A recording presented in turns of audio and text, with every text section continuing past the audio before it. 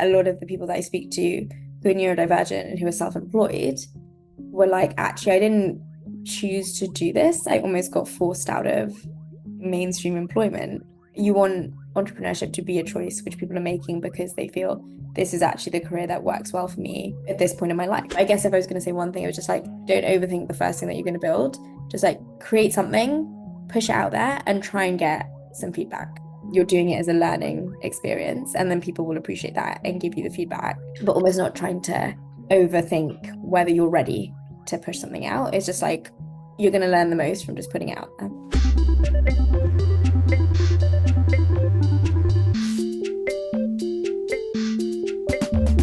Hello and welcome to episode 9 of Working to Work, a neurodivergent journey through employment, a podcast, a YouTube channel, and a program on resonance exploring the intersection of employment and neurodivergence, the challenges neurodivergent people experience with work, and also the strengths that they're able to exhibit that are perhaps undervalued at times.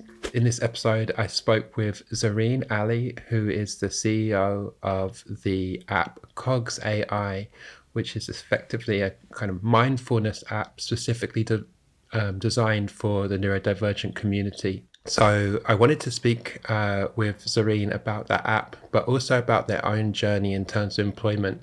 I'm interested in that kind of entrepreneurial spirit, in that desire to create something that you want to see in the world, and where they find the kind of the strength, I guess, the resilience, the belief, the tangible resources as in money or funding to realize those ambitions. And then also as someone leading a business, how they go about creating a culture that feels accessible and inclusive in a genuine way to the staff members and feel sustainable. It's interesting, I think, when you can speak to someone that with experience in work, seeking work, and then also creating work, particularly given the nature of this particular product. Yeah, a really interesting episode, and I really enjoyed speaking with Zareen. Unfortunately, we had some major technical difficulties related to the recording. So the first part, maybe the first 10 minutes is fine, and then the kind of rest of it, the video quality is a bit bad, the audio quality is a bit bad, so apologies to both listeners and viewers, but again, learned something from it, not something I could control, but we'll know for next time how to mitigate that. So yes, I hope you enjoyed this episode with Zareen. As I say, I enjoyed speaking with them, and I'd love if you can show your support for the project if you are in support of it by subscribing and letting me know that there's people out there that are watching this and getting some benefit from it. And also if you can share and also comment as well. I'm interested to hear like what you do find interesting and what is helpful and what's not potentially. And it's cold. It's March now in London. It's still grey, still kind of rainy. I'm about to go out for a walk, and that's irrelevant because all you need to know is I started by asking Zareen to speak to what Cogs AI is and how it came to be.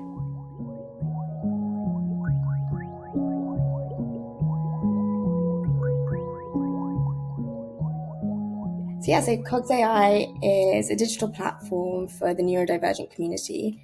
And what we're trying to do is tackle the different areas where neurodivergent people face the most inequality. So we're starting off with health because I guess that's almost the first point of call when people think about, okay, where should I go for support? If I'm neurodivergent, they'll often go through the healthcare system. And there's so many things which are wrong with the way that it's framed, not just in the UK, but even in the US and globally as well. So really what we're trying to do is change the system using technology. And to begin with, we're building a mobile app that supports neurodivergent people to just essentially understand themselves better, understand what their needs are, and then be able to use tools to support those needs in the moment. So that's where we're starting. But obviously, we have so many plans to grow it in the future. How do you think about like how you pitch this, and getting it to the people that you think will benefit from it? So we're quite clear about we don't require a diagnosis, and so if people self-ID, we welcome them into the space. But I think also for us, we even try and stay away from diagnostic labels because they're not necessarily helpful, and they can also, like dividing people into certain categories sometimes is helpful, but also can like restrict people in terms of what their actual needs are and how we can support them. But I think it's actually a really good point that you brought up about people who don't actually even identify as being neurodivergent, but might still have a level of need. I think for us, it's about, first of all, focusing on the neurodivergent community and becoming something that is helpful for that community. And then hopefully it'll start to sort of trickle out to other people who might say, hey, I'm actually experiencing this. Maybe it could be useful for me. I think what's interesting when we test the app sometimes, or not really test it, but just show it to neurotypical people, and they'll be like, hey, actually, I think I could use that and that would be helpful.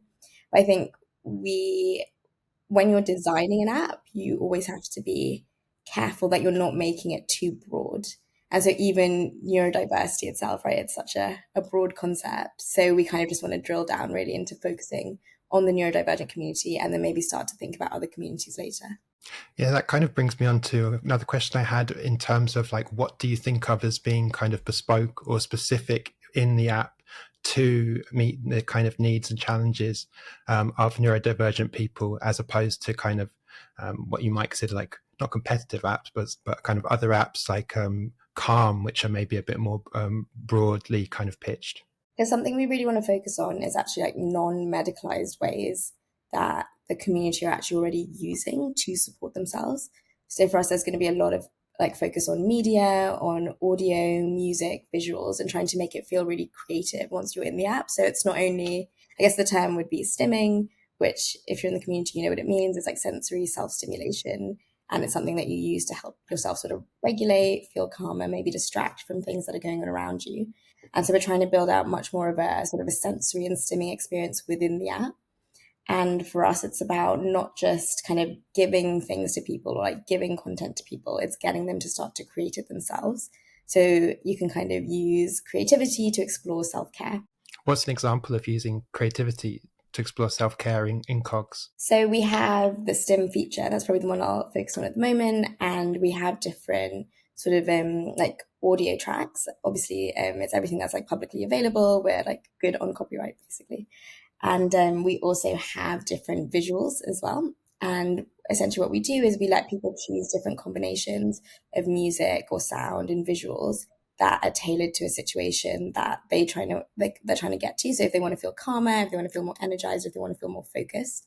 And where we really want to get to is actually getting people to start thinking, okay, I can actually use this stim in a very specific scenario that I might find difficult. So it could be, I'm on the bus and there's lots of sensory input and it's crowded and this is like not my vibe at all.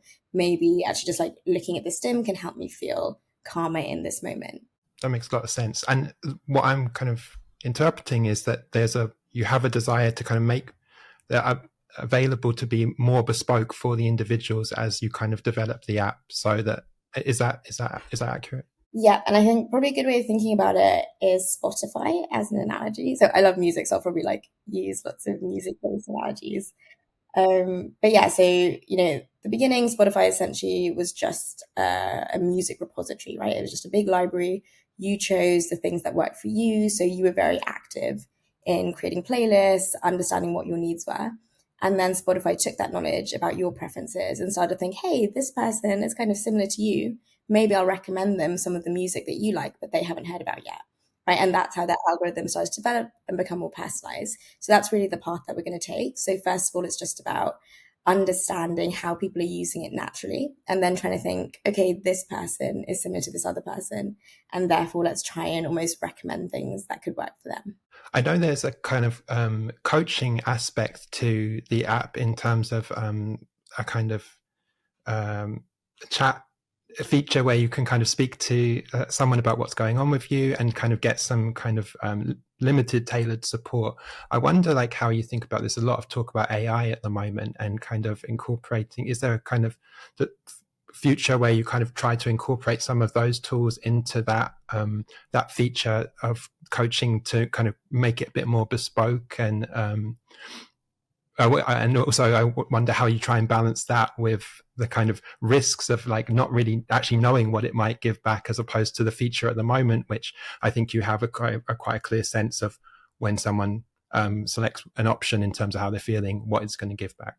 So we're actually running a little R&D project in the background where we're testing out different LLMs, so large language models, and seeing how do they respond when people, put in, if you're a neurodivergent person, you ask them a question, and how does the LLM respond to you? And then what we're doing is based on the responses, we then send them to different sort of like therapists, academics, and also neurodivergent people themselves to be like, how useful are these responses, and also how safe are they? And so actually what we're doing is kind of testing things out in the background before we decide, are we going to actually incorporate generative AI into the chat? Just thinking about the business at large, like I wonder what made you, like you've recognized a kind of a space in not in the market, it makes it sound like so corporate, but like something that you want to kind of achieve, that's something that you want to make. I know you're the founder of Cogs, so have a significant impact in terms of like its conception and development. What kind of personal attributes or drive like led you not just to want to create something that supported people, but to be to create a business effectively? I guess the background to why I started Cogs AI is quite, we have to like take it back. So 2017. And I don't even know why I decided to do it. I just started volunteering at a school for young people with behavioral issues.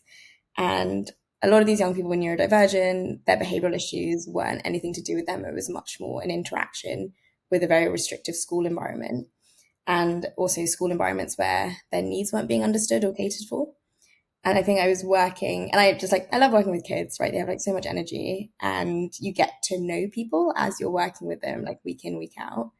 And I was kind of like, oh, like this seems messed up that these are the kids who are being labeled. And actually, if the school just made some changes, then things could be a bit better. And so I ended up actually working for that organization part time, like running the after school clubs. And I was trying to redesign the clubs to be much more inclusive spaces. And there was a lot of pushback from the school. And I think for me, I was like, like I can't change the system from within.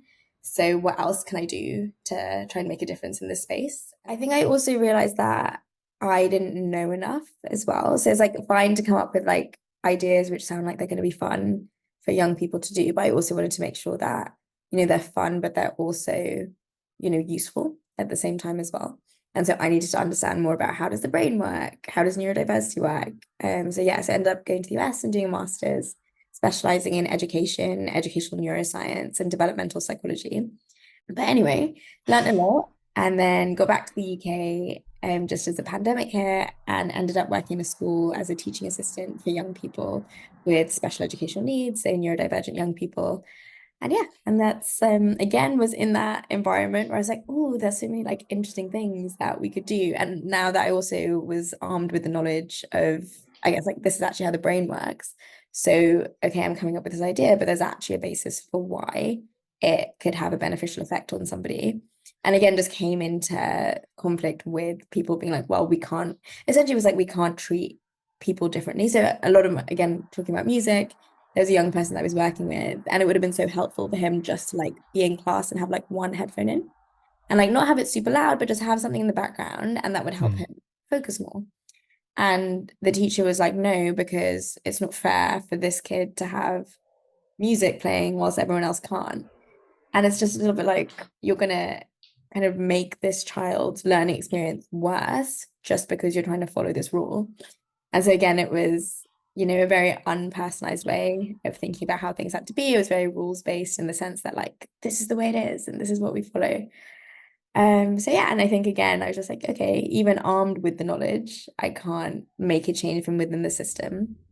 And then because my background is in tech, actually, so essentially just like working for different sort of tech startups, both in more kind of media-based ones. So I did a couple of music tech startups back in the day, but then also working in med tech as well. So kind of seeing the range that of like the things that you could really benefit people with using technology. And so I was like, hey, I mean, that's kind of where my skill set lies. And now I've also got more knowledge around neurodiversity and also like the experience of working with people and seeing how does it work. kind of on the ground as well. So just brought all of those things together and started Cogs. I love you mentioning this one young person that you're working with that with the headphone, because I think about kind of perceptual capacity a lot and how it benefits me at certain times to have some other stimulus that actually aids me in focusing. Just an example, like sometimes if you're on a phone call with someone, actually moving around doing other things allows me to concentrate better than if I'm sitting and static where and kind of feel like I need to give my attention to this. It gives less attention. Yeah. And 100%. yeah, I mean, I'm just curious, in that scenario, like what would you offer the teacher, or what did you offer in terms of like mitigating that argument? Essentially like, oh, this will benefit because the young person will be able to focus more. So actually they'll be able to, learn the content that they need for their GCSEs. So it would be a net benefit, right? Even if there might be a little bit of a, I don't know, because obviously like looking after behavior is part of the teacher's role as well, rather than just teaching. And I even tried to be like, oh, what if he like wore his hood and then people like the other students couldn't see that he had his headphone in. But then it was about like, oh, but then it's like, why are people wearing hoods in class? And there were just all these things. Possible for the teacher to explain to the class that this student really benefits from having this extra sensory input, and that's why they're being afforded this, and that unless others can demonstrate that that actually benefits them in the learning, then that's the reason why they're not encouraged to do so. Like, is that, do you think that logical, rational argument would work with a class? So I would always want to try it. I think I can always see that that's a really good idea, actually. I didn't even think about that at the time. I think that there is always sometimes like a push. I don't know, I don't want to like generalize, but I think sometimes where that thing of like, oh, if we give, especially with young people, like more control over a situation, we kind of relinquish control. And then it'll be like anarchy and chaos.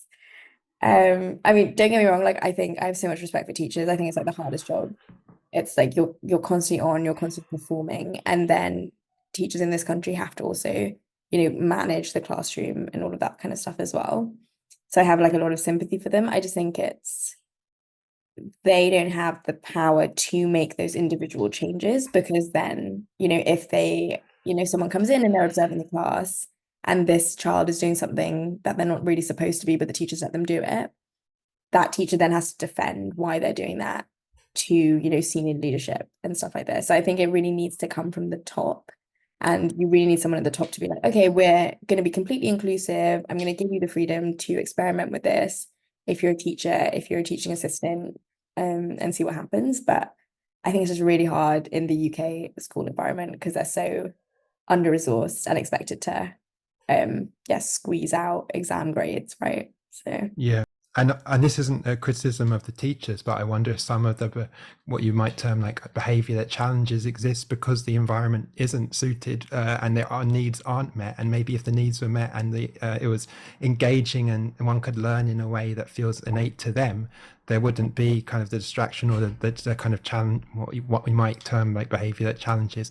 Or if the kind of assessment of like how that class is being run criteria were different, or kind of exam results were not held up as kind of the metric of how well this person is kind of growing as a human. Mhm.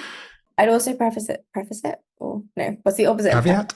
caveat this, yeah.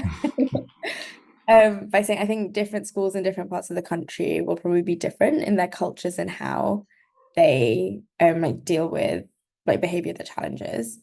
The schools that I was in were sort of, like I don't want to say like inner city, but essentially like very like, in London. And I think when you have various like, ugh, this is like, okay, feel free to cut this out if it doesn't make sense. I think there's also It's like an okay. intersection between neurodiversity and ethnicity.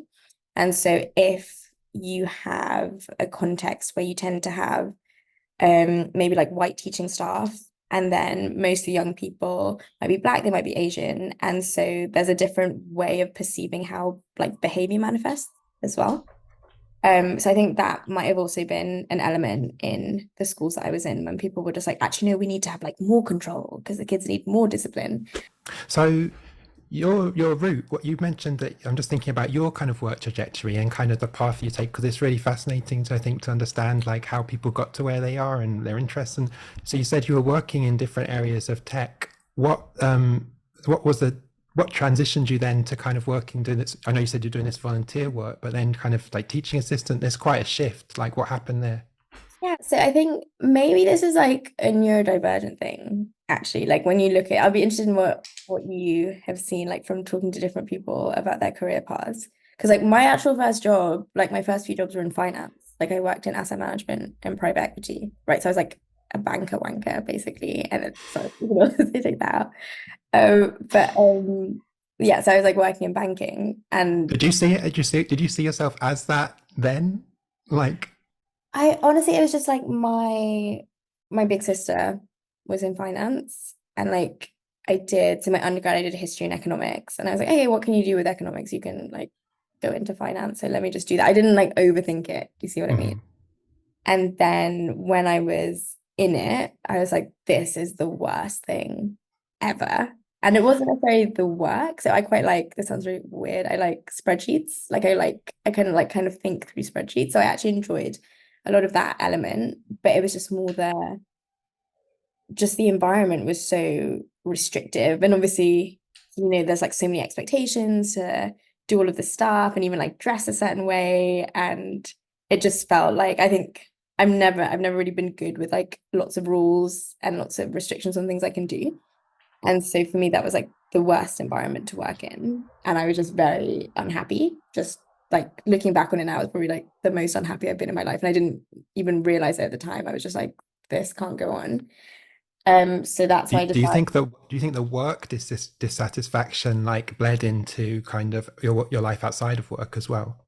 No, no, as in like I would say emotionally, like not in a like good place, right? Because and you spend so much of your time in the workplace, right? So if you're not in an environment where you're getting any satisfaction, Mm. or there's other things around it that are sort of like preventing you, then that's going to have a massive impact on your well-being.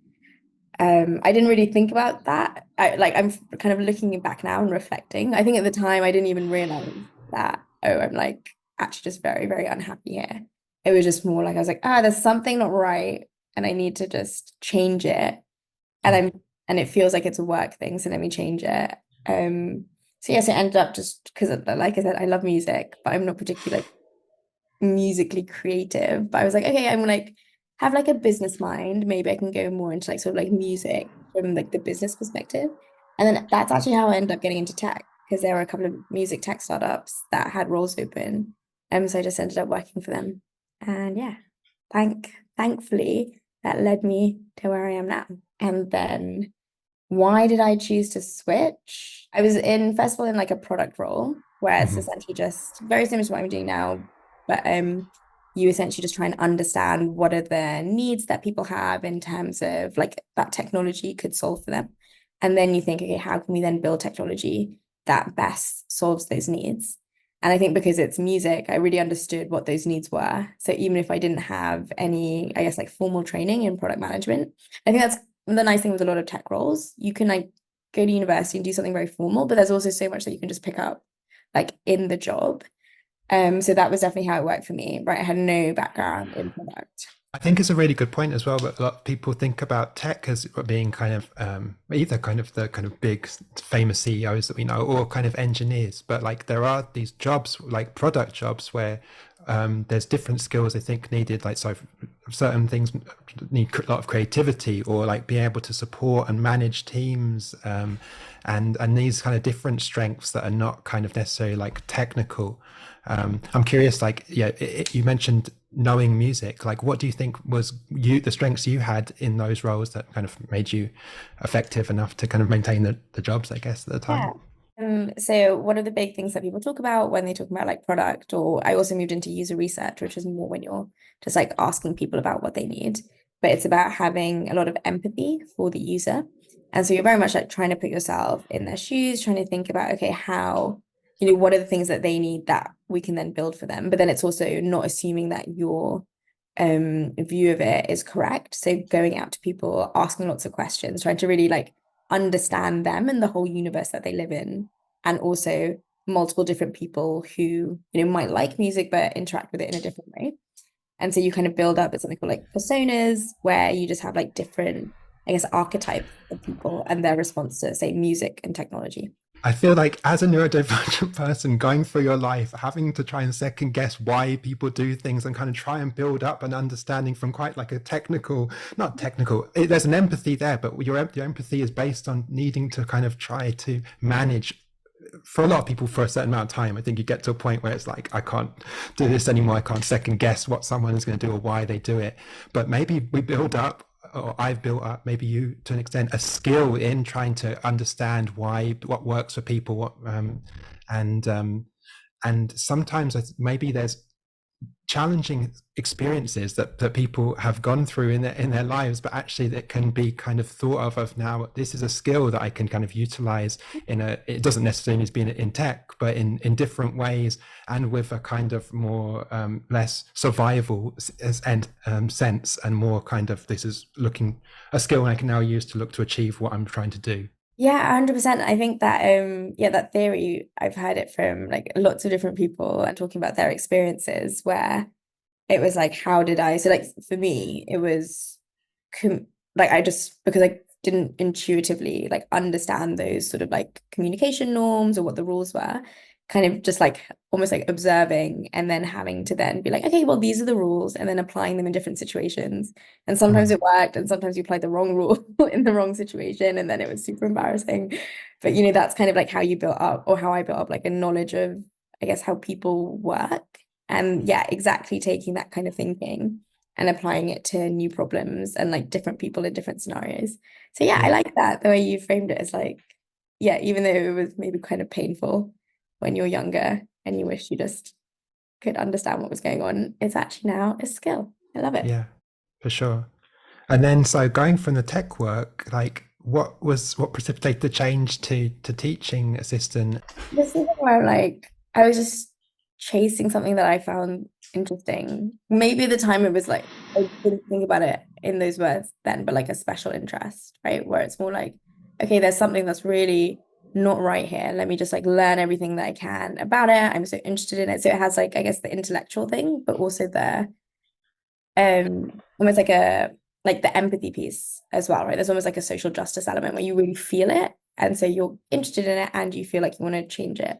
So I think those things coming together. So you weren't kind of at a point with the tech like, this isn't working for me? Or was it more like there's a pull towards doing something else, while I'm kind of like, this is fine, but there's something else I'd prefer to do? Exactly that. I felt that there was a pull to do something different, and I didn't necessarily know if I was going to go back into tech. It was more like I'm just interested in the problem space of trying to make things better for neurodivergent people.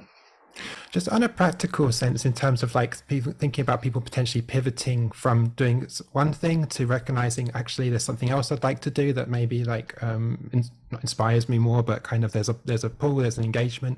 How did you think about kind of pitching to potential employers like the teaching assistant work, given that your resume CV, while like impressive in terms of the work that you've done, isn't necessarily related to a kind of formalized like working with like young people, Yeah. and this is prior to you going to the States? Mm.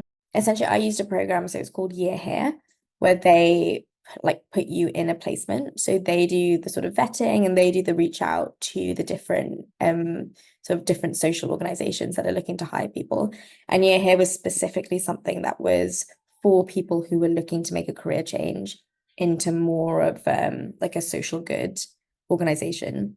So it was actually having some help to get me into that, because yeah, completely like you're saying, it is, unless you've got some previous experience, it's often very hard to pivot into something new. And I think that's something that employers in general should look a little bit closely at, because you also lose so much talent because someone's coming in with a completely different viewpoint, a completely different way of looking at problems. And so it would probably benefit the role by having people with maybe like a little bit less like formal experience, but experience in another domain. I'm with you. I wonder, like, do you have any thoughts on how like that kind of thinking shift in terms of like recruiters and kind of HR and just companies in general could shift? Like, how do you make that argument in a Yeah. societal sense to allow people to kind of give their their skills. I heard this argument, sorry, this is a bit of an aside, in terms of parliament, like back in the day, apparently, and I'm not like lauding how politics were run back in the day, but there was a lot more MPs apparently with prior experience, probably like quite privileged people in business and blah, blah, blah, not kind of like the market seller and Walthamstow or something, but like that idea of people coming with different experience, like, and kind of lending those experiences to, and which is, could still be work today, and it kind of be a broad spectrum of experience, which I think is quite valuable as opposed to just career politicians. Yeah, sorry, that was a bit of an aside. I wonder like how we might change that and make it easier for people to kind of pivot to actually what they feel their strengths and skills are in, even if it doesn't align with kind of what's on their resume. Okay, I'm like super cynical about certain things changing. So like even when I was talking about schools, I was like, the system isn't going to change. So I'm very much like a person, like my mental model is that systems don't change. You have to change them from the outside, but that's not necessarily true, right? That's just the way I view the world. There's definitely people doing good work within systems. So I guess I'd almost want employers to stop viewing like employees as almost like little units of productivity, right? So where you're like, okay, I know that I need to like increase sales by X percentage, therefore I need to like employ a salesperson who can do this exact little role for me and like essentially increase the numbers on the spreadsheet rather than so like it's almost a very like one-to-one relationship. And so what that prevents people from doing is like growing into different areas where they might be interested in.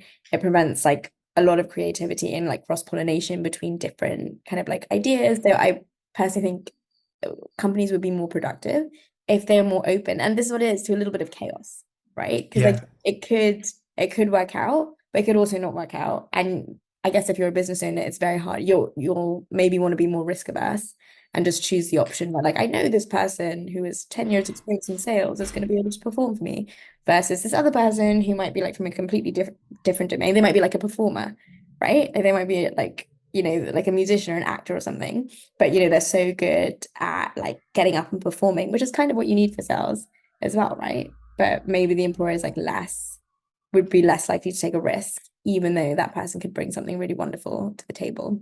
yeah, I'd love to see that shift, and I think it's one of those that it's hard to convince people in a way, and kind of one needs to like sort of be the example. I've heard the term it's a different from self-esteem, but social esteem, where effectively you're not trying to convince others of your way, but like you're doing things, living by your kind of ideals, and hopefully you're kind of successful in whatever metric kind of you use, and it rubs off on others and see like, hey, it can be done a different way. I'm writing that down. I like it. Social esteem. So yeah, thinking about the idea of like creating uh, a business, and kind of different ways of working that maybe kind of respond to ways that didn't work for you in the past. How do you kind of conceptualize as kind of a leader of Cogs AI, what you want kind of the, in inverted commas, culture to be, and to create kind of a workspace that you would want to work in, but also that meets the needs of the other employees? Yeah, of course. So at the moment, just to preface this is preface, not caveat. Oh, I don't know, whatever. Anyway, there's only three of us. So it's myself, my co-founder Felix, and then Sophia, who's our software engineer. So me and Sophia are autistic, but obviously like that doesn't necessarily mean anything, right? Because it's such a broad like variation in what people need. But I think for the way that I've been going about it is just to be very open to asking people like, what do you need in this situation? Like if you come up with suggestions later, like we're always open and like willing to hear it because we are still learning and we are still building. And so there's a couple of things we did put in, just like we're all completely remote, which actually in a strange way works really well for me and Sophia, but doesn't work well, it works for Felix now because he's living abroad for a little bit. But before that, he actually like appreciates much more of the in-person stuff. So it's this interesting sort of like trade-off where even though the culture by definition is remote first, we do still try and build in things for people. So like Felix needs more social interaction. So, we would like hang out a little bit more or like sort of like, yeah. So you're trying to make sure that everyone's getting their needs met. And also just flexible working. So we have one meeting in the morning. So we just like have a morning stand up where everyone just touches base and is like, okay, this is what I'm working on today, this is the help that I need. And it should take around like sort of like 10 to 15 minutes. Though sometimes we end up just like chatting things. But anyway. And that's kind of just like a nice space that everyone like tries to make it to as much as possible. And then after that, you organize your day the way that you want it. So we kind of, it's really based on trust. Again, it's this thing about like not wanting to impose control. And so like being fine if things maybe aren't like as efficient as, if everyone was working at the exact same hours. And also just trusting people that, you're hiring people who want to get the job done and who really care about what they're working on.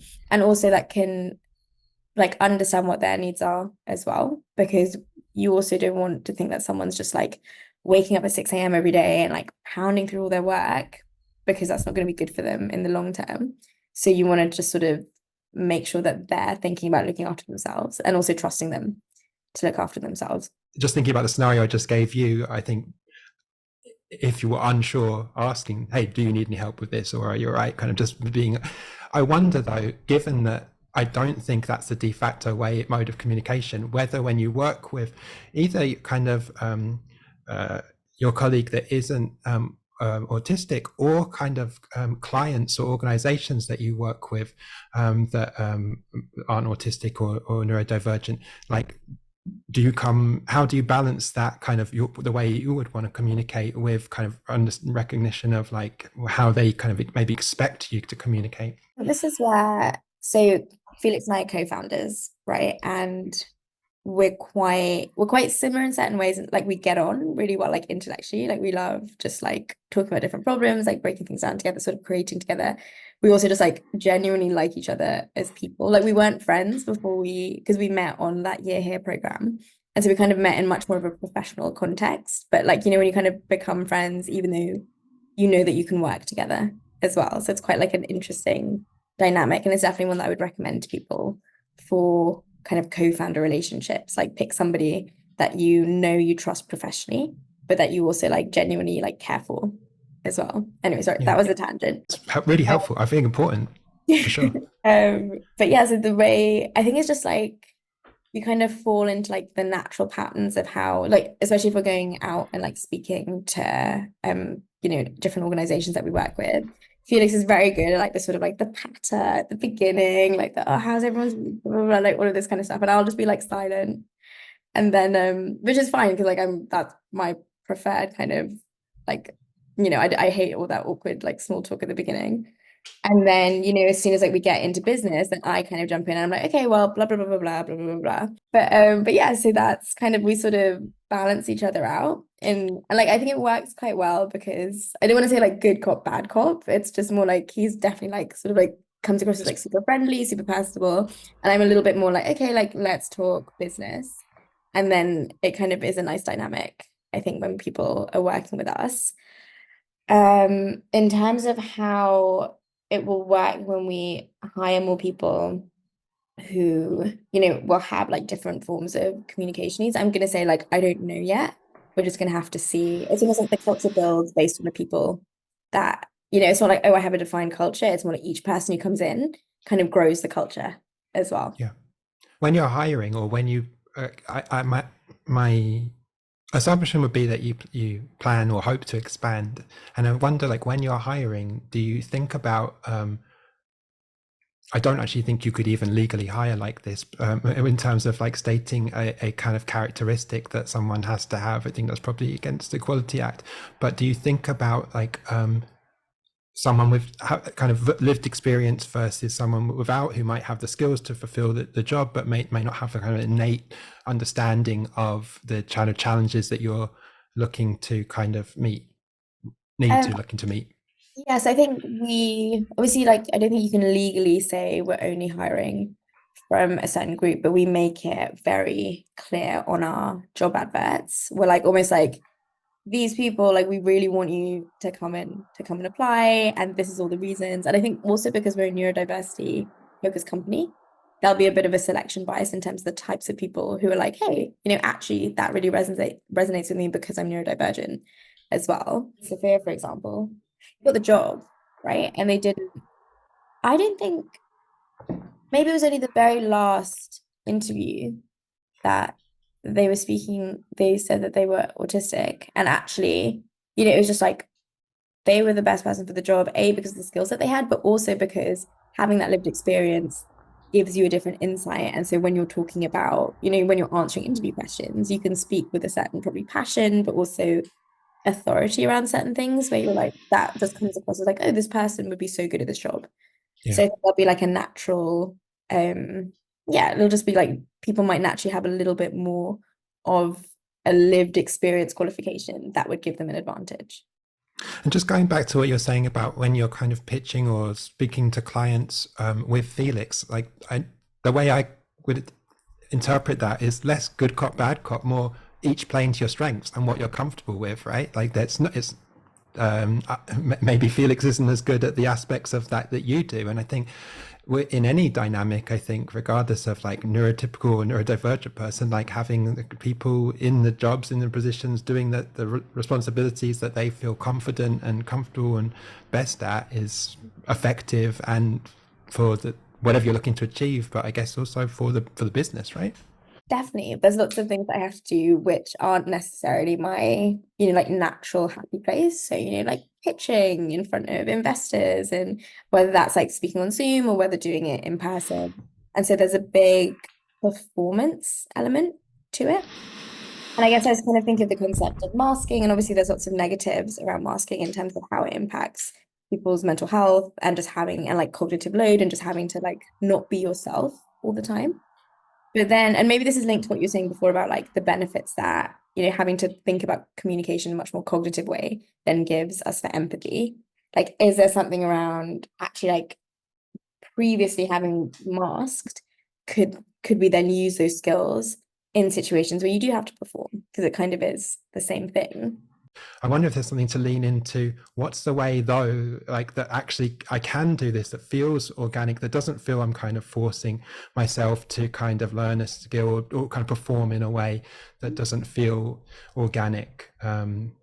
Like it, or if there isn't a way in terms to do that, that maybe someone else can do that role. At the moment, there's a very purely speaking about like entrepreneurship, right? If we think about, oh, like what does an entrepreneur look like? You probably think of like Elon Musk or something. And there's obviously lots of different people who can be entrepreneurs and lots of different kind of role models that people can look to.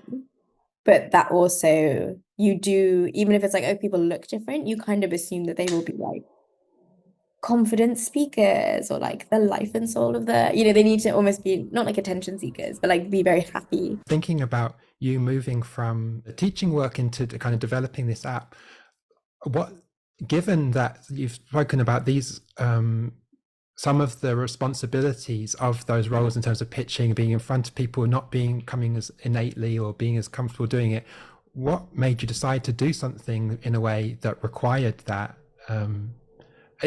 While you had kind of, I know the kind of desire and the idea, I wonder how you kind of overcame that part, which I imagine you thought in your head, okay, I want to do this thing, but to realize it, I'd have to do this other stuff that you don't like as much. I think maybe just the pull of doing what I wanted to do. Yeah, just almost like those trade-offs, right? I could either not do this thing, which I feel very strongly, very passionately about, and, be a little bit safer in, I guess, my day-to-day role, or I could do this thing, which is a bit scarier, but I'll sort of like love it as well whilst I'm doing it. And I think maybe that's just like maybe how my brain like does like rewards and risks and stuff. I'm very much like if there's something like rewarding, I definitely go towards that very strongly, and I kind of minimize the way I think about risks. So maybe it's kind of something similar with this. I'm like, hey, let me do the thing which I find compelling. And then the negatives that might come with it, I'll just deal with them at the time. So maybe that's it. Maybe I don't think enough about it. I should probably think about the bad things more.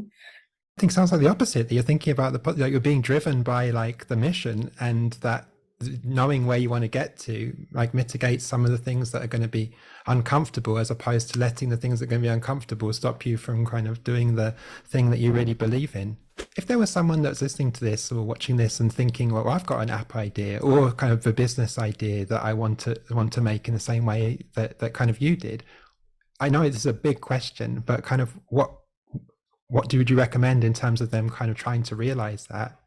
I mean, there's I guess the enthusiastic part of me, which is like, yes, like you should 100% do it because there needs to be more like creativity ideas in the world. I think the thing I would balance it with is also people being kind of realistic about what are their needs, right? And this could be again just like having that conversation with yourself, and like it could be financial, right? Because being an entrepreneur like will affect you financially. So not everyone kind of like will have savings or has the capacity to like take that risk, and so I completely understand that. It could be around mental health as well, and like how much other like what else is going on in your life. Are there other stresses that could be impacting you? Because being an entrepreneur, especially early stage, is very stressful. But and then probably the final one is, yeah, how much is this thing like driving you? So, okay, maybe there are all these like negatives, but then if there's something that you're so interested in, you're really passionate about, you think it's going to make a difference, and you're just very excited to do that, then I guess it's what we were saying before, that's going to negate a lot of these negatives. So I think it's, yeah, being realistic about about like what the negatives are, but then also kind of almost being like, if I built this and everything went well and it was amazing, would that kind of trade-off work for me compared to the negatives? And then I think Yeah. if the answer is yes, then just do it. And in terms of, I guess, what do you need to do to make that happen? It's so dependent on, it's very hard to make like a general statement, Yeah. if you know what I mean. But I guess if I was going to say one thing, it was just like, don't overthink the first thing that you're going to build. Just like create something, push it out there, and try and get some feedback, right? From like the people who are using it, from, potential customers, from anyone else in the ecosystem. Because even if and you can always go into it with a very much like, this isn't fully formed yet. This is just like the very beginning of an idea. And so you're doing it as a learning experience, and then people will appreciate that and give you the feedback. But almost not trying to overthink whether you're ready to push something out. It's just like you're going to learn the most from just putting it out there. Yeah. For context, how did you approach what you want to do? So you come up with the idea, but you don't have kind of, and my assumption is at the point, the kind of programming skills to build that. How did you kind of go about creating a kind of prototype, a beta version? And also I wonder like whether you looked into anything as specific that you would recommend in terms of creating a business and resources or books or. So I can code a little bit, but it's not, it was for data analysis. So in a language called R, you use it for like doing like data stuff, but Cool. you can't. But so like I took that, I was like, this is what I have, but can I actually like build something that is actually not just like a data analysis tool? And there are like different things, like different frameworks that you can sort of like cobble together. It was super hacky. So I ended up building like the first couple of prototypes in R. So if you know any programmers and you tell them that, they'll be like, oh my God, what are you doing?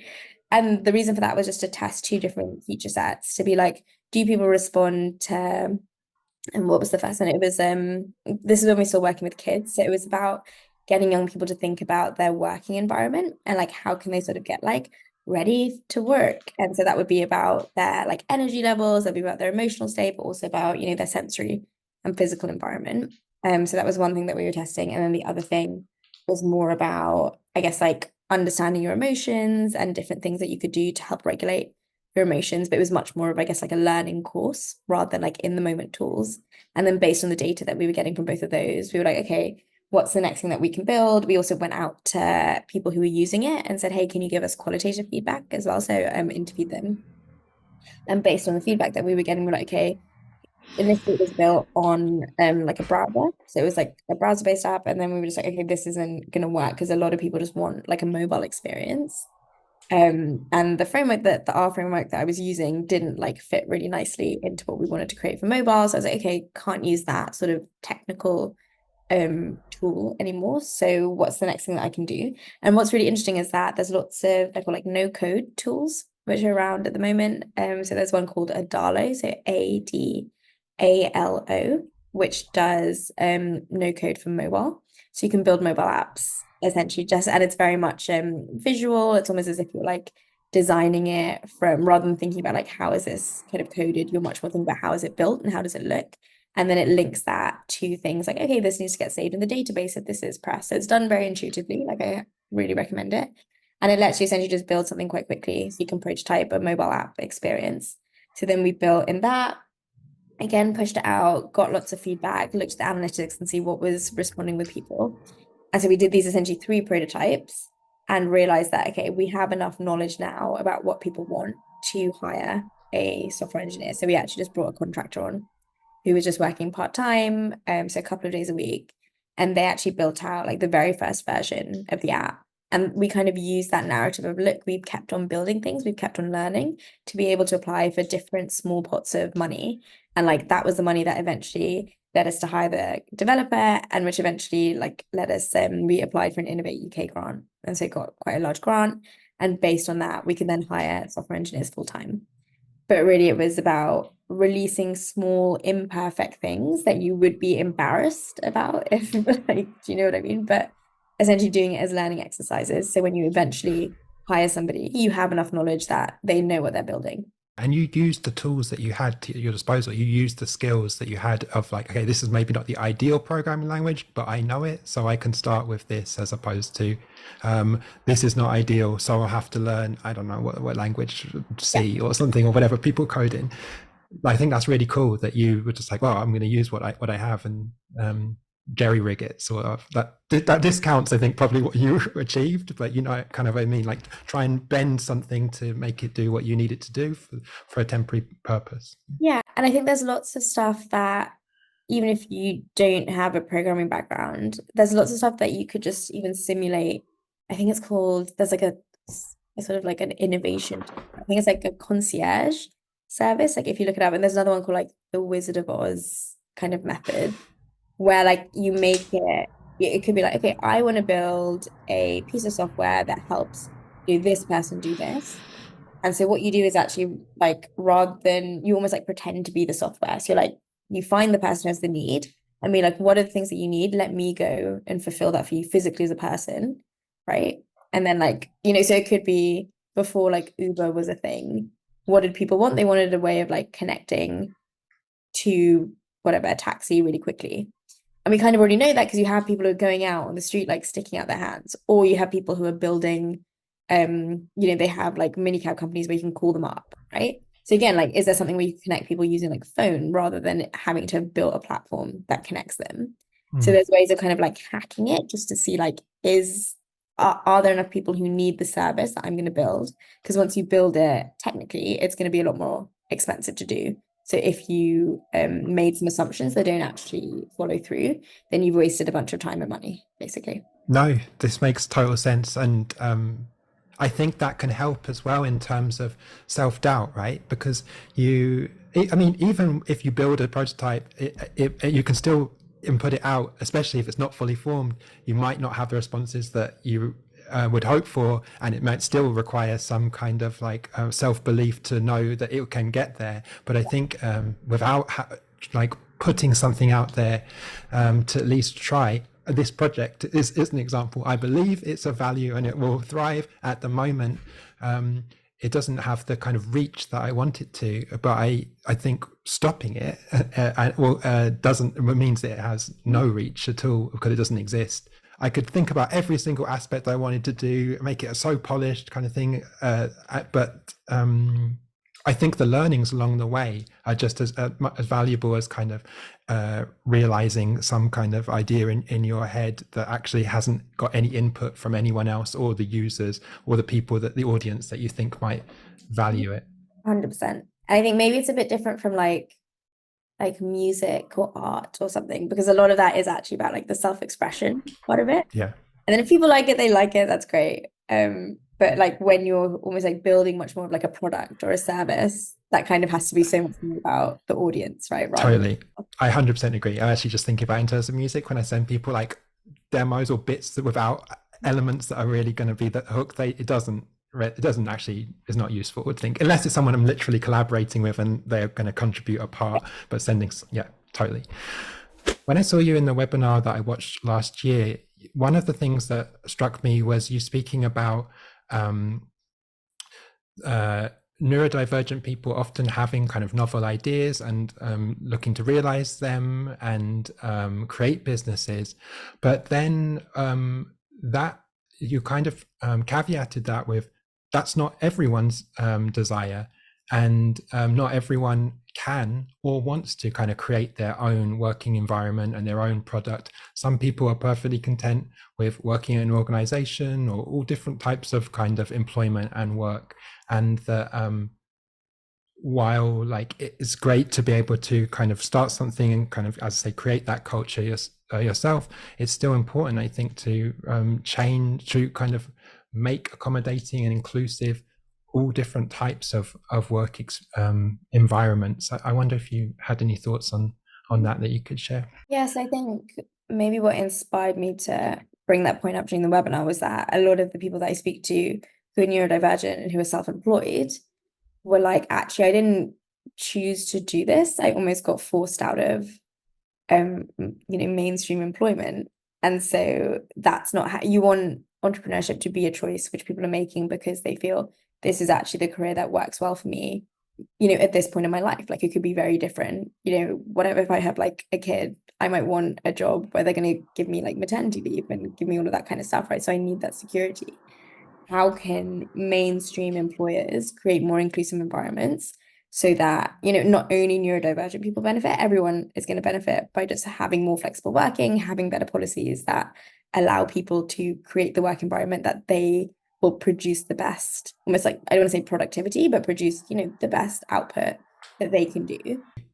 Just so lastly on Cogs AI, my understanding is that it's available to people, individuals to get on the App Store to download, but also that you work with organisations, including potentially the NHS, to offer it to the public. Yeah, so we work with NHS Kent and Medway, and also we've just started a contract with Hertfordshire County Council, but that's for younger, that's for like under 16s. And so if you live in those areas and you're sort of within the, so with NHS, it's adults, and with the council, it's with young people, and you fall into those age brackets, then you're eligible to get access to Cogs for free. I think for us, what we really want to do, we don't want people paying for it out of their pocket. Like, we have it there at the moment because we're not available in enough trusts, so people are restricted from using it. Whereas like our long-term goal, not even long-term, like in the next, 3 years, is to get into as many NHS trusts as possible for both young people and for adults, so that you can get access to it without having to pay. So that's what we're aiming for. Maybe this is kind of what you just said is the answer to this question, but what do you see as kind of the metric of success in the next few years and in the future? Like, what do you want Cogs to do? I guess that's like the high level, which is kind of our mission, which is to solve different forms of inequality. So what we would see from a healthcare perspective, like in the statistics, if there were sort of certain outcomes, that it could be like better access to healthcare, like more like fewer people experiencing like depression, anxiety due to being neurodivergent, and you start to see that sort of gap between neurodivergent people and neurotypical people closing. That would, I suppose, be like, I guess, a higher level one on like a systems level. But I think on like a smaller level, it's just hearing people say, hey, that app has helped me do this thing that I found difficult before, or oh, it's made me think about something that I hadn't thought about before. And so just actually changing, like having a real impact in people's lives, even if it's like quite small. Like, there's some people who are using it every day, but then there's other people who like dip into it like a couple of times a month. And we're like, as long as it's impacting you in a positive way, like for me, that's kind of what it's all about. Amazing. Thanks so much for your time, Zareen. I really appreciate it. It's been a really fascinating conversation, and yeah, enjoyable and fun too. No, I had a really good time. It was great to chat. So yeah, thank you for the interesting questions as well.